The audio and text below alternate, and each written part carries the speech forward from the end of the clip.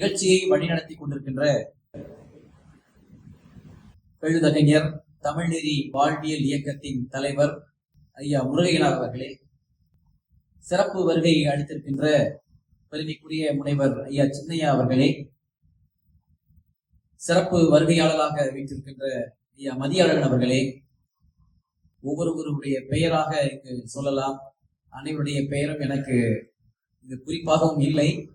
எனவே உங்கள் அனைவரையுமே நான் பெரிதும் போற்றி வணங்கி வரவேற்று நான் என்னுடைய உரையை தொடங்குகின்றேன்.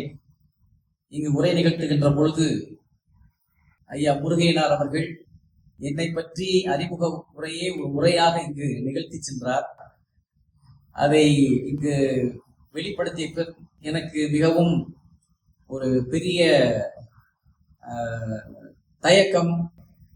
எவ்வாறெல்லாம் உங்களிடம் அவர் சொன்னது போல் அந்த தகமைக்கு உட்பட்ட நிலையிலே என்னுடைய பேச்சு இங்கு அமைதல் வேண்டும் என்ற ஒரு அச்சமும், உங்களுக்கு எந்த வகையான ஏமாற்றமும் அது வழங்கிவிடக் கூடாது என்ற எண்ணமும் எனக்கு அது உள்ளுக்குள் ஒரு நடுக்கமாகவே இருக்கின்றது.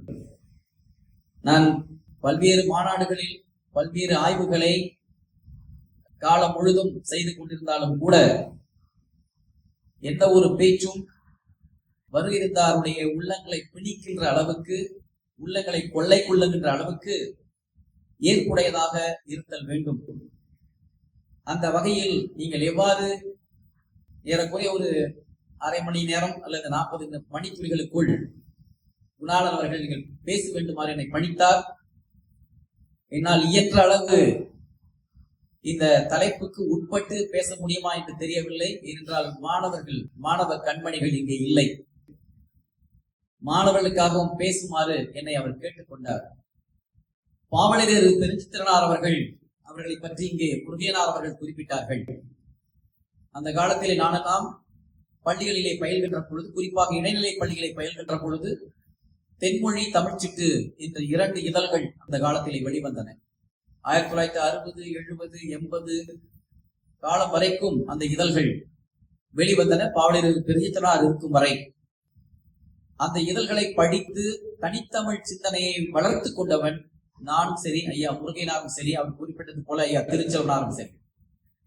தனித்தமிழ் சிந்தனை என்று சொன்னால் தமிழை தமிழாக எழுத வேண்டும், தமிழை தமிழாக பேசுதல் வேண்டும். நாம் பேசுவது தமிழா? உணர்ச்சி கவிஞர் காசியானந்தமன் அவர்கள் ஒரு பாடல் எழுதினார், தமிழா நீ பேசுவது தமிழா என்ற பாடலை நீங்கள் கேட்டிருக்கலாம். அன்னை